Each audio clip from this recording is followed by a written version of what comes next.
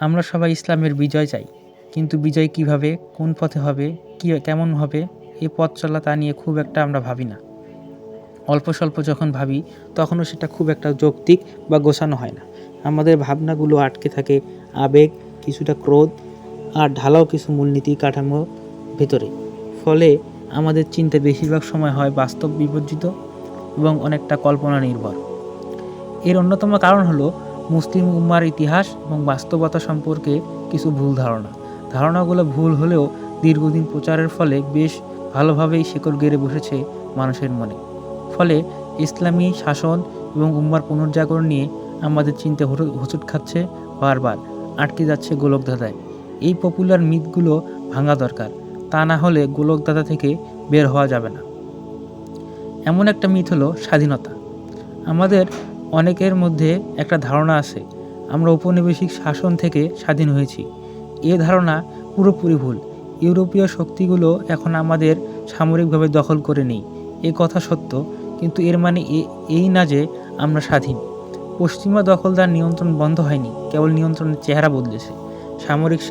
সরাসরি সামরিক এবং রাজনৈতিক নিয়ন্ত্রণের বদলে ইউরোপীয় সভ্যতা এখন নিয়ন্ত্রণ করছে পরোক্ষভাবে। ঔপনিবেশিক শাসন এখনও চলছে, পার্থক্য হলো সাদা চামড়া বলতে এখন শাসন চালাচ্ছে বাদামি চামড়ার লোকেরা।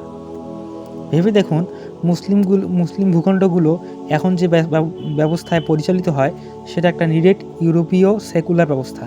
এর সাথে ইসলাম এবং মুসলিমদের ঐতিহাসিক কোনো সম্পর্ক নেই। ইউরোপীয় দখলদাররা এই ব্যবস্থা আমাদের উপর চাপিয়ে দিয়েছে। আমাদের সংবিধানগুলো গড়ে উঠেছে তাদের অনুকরণে। আমাদের আইন ও বিচার ব্যবস্থার মূল কাঠামো তাদের বানানো।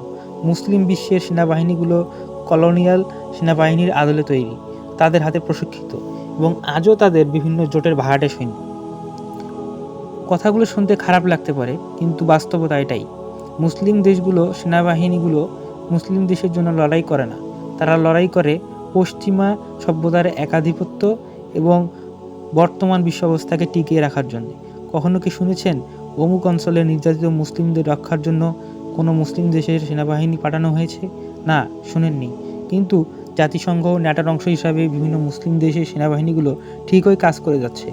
কখনো শুনেছেন মুসলিম দেশের সেনাবাহিনী ইসলাম প্রতিষ্ঠার জন্য যুদ্ধ করেছে? অবশ্যই না। কিন্তু গণতন্ত্র এবং মানবাধিকার প্রতিষ্ঠার জন্য যুদ্ধ হরহামেশা চলছে। আমাদের রাজনীতি, মিডিয়া, শিক্ষা ব্যবস্থা সবগুলোর ক্ষেত্রে একই কথা প্রযোজ্য। প্রতিটা ক্ষেত্রে মূল লক্ষ্য ও উদ্দেশ্য হলো ইউরোপীয়দের তৈরি করা ব্যবস্থাকে টিকিয়ে রাখা, তাদের দর্শন, তাদের আদর্শ মুখস্থ করা, তাদের আচার আচরণ, পোশাক অনুকরণ করতে শেখা। আজকের স্বাধীন রাষ্ট্রগুলো ঔপনিবেশিক শাসনের ধারাবাহিকতা ছাড়া আর কিছুই না।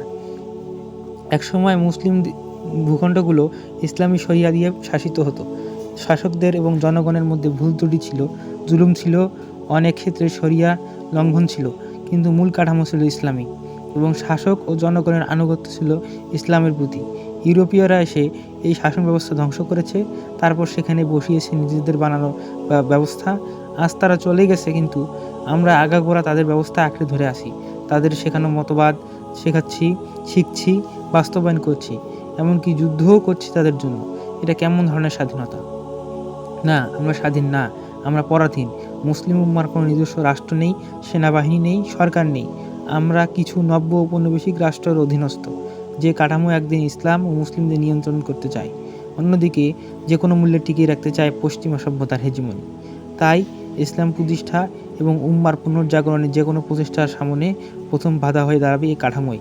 একসময় ফিরিঙ্গি কলোনিয়াল শাসকরা যা করেছিল, বাদামি চামড়াওয়ালাদের চালানো আধুনিক মুসলিম রাষ্ট্রগুলো দেশে দেশে তাই করছে এবং করবে, কারণ দুটোই এক এবং অভিন্ন। এই সত্যটা না চিনে স্বাধীনতার মিথ আঁকড়ে ধরে থাকলে বাস্তবকে বোঝা এবং পরিবর্তন করা সম্ভব না।